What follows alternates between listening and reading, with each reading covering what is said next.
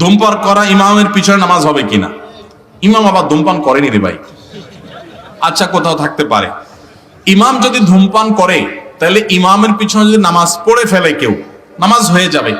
কিন্তু কমিটির লোকদের, এলাকার নেতৃত্বশীল ব্যক্তিদের কর্তব্য হলো এরকম ব্যক্তিকে ইমাম হিসাবে নিয়োগ না দেওয়া। যদি দেওয়া থাকে আগে, তাহলে বরখাস্ত করা, উপযুক্ত ইমাম নিয়ে আসা। কারণ যে ব্যক্তি ধূমপান করে সে গুনাহে লিপ্ত, সে নাজায়েজ কাজ করে, সে গুনাহের কাজে লিপ্ত, যার কারণে সে ফাসেক। আর ফাসেক ব্যক্তিকে ইমাম হিসাবে নিযুক্ত করা জায়েজ নাই। কিন্তু যদি এরকম ফাসেক ইমামের পিছনে নামাজ পড়ে ফেলেন যে আশপাশে আর মসজিদ নাই, আমি বাধ্য হয়ে পড়ে ফেলছি, আপনার নামাজ হয়ে যাবে।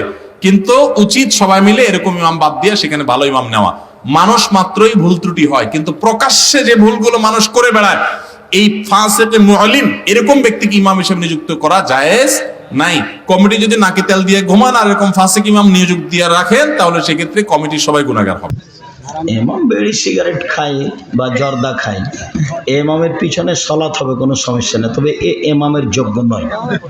এমামকে বাদ দিয়ে একজন ভালো পরহেজগার এমাম নির্ধারণ করতে হবে। এ নিজে এমামের যোগ্য নয়, এমামতি করার যোগ্যতা রাখে না। তবে ওর পিছনে নামাজ পড়লে নামাজ হয়ে যাবে, ওর হবে না।